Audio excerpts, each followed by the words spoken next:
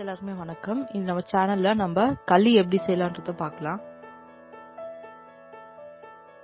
ஒரு பாத்திரம் எடுத்துக்கோங்க. அதுல 6 கப் அளவு நம்ம தண்ணி சேர்த்துடலாம்.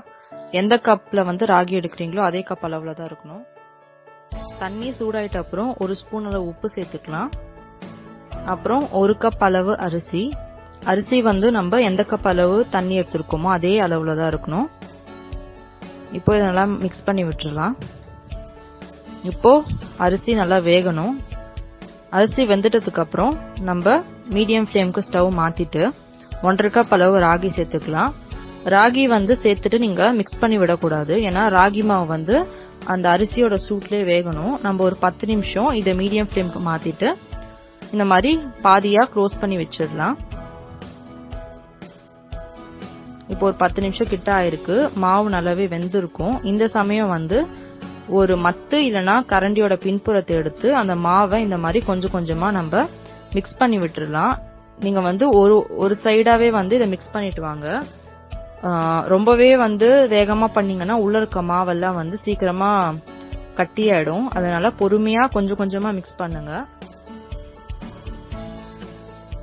உங்களுக்கு அடி பிடிக்காம இருக்கணும். சோ நல்லா இதை கிளறி விடுங்க. ஸ்டவ் மீடியம் ஃப்ளேம்க்குள்ளேயே இருக்கணும். அது மட்டும் அப்பப்போ பாத்துக்கோங்க.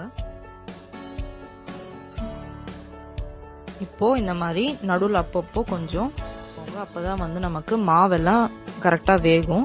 இப்ப எல்லாத்தையும் நம்ம நல்லா இந்த மாதிரி மசிச்சு விட்டுக்கலாம் மாவை.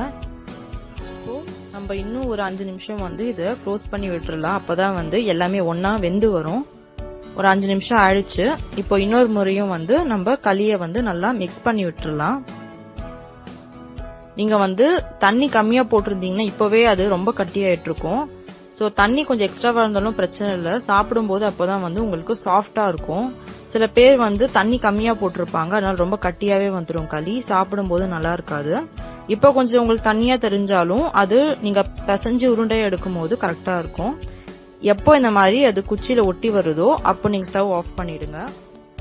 10 நிமிஷம் இதை ஆற விட்டுருங்க. ரொம்ப சூடா இருந்தாலும் உங்களால உருண்டை பிடிக்க முடியாது.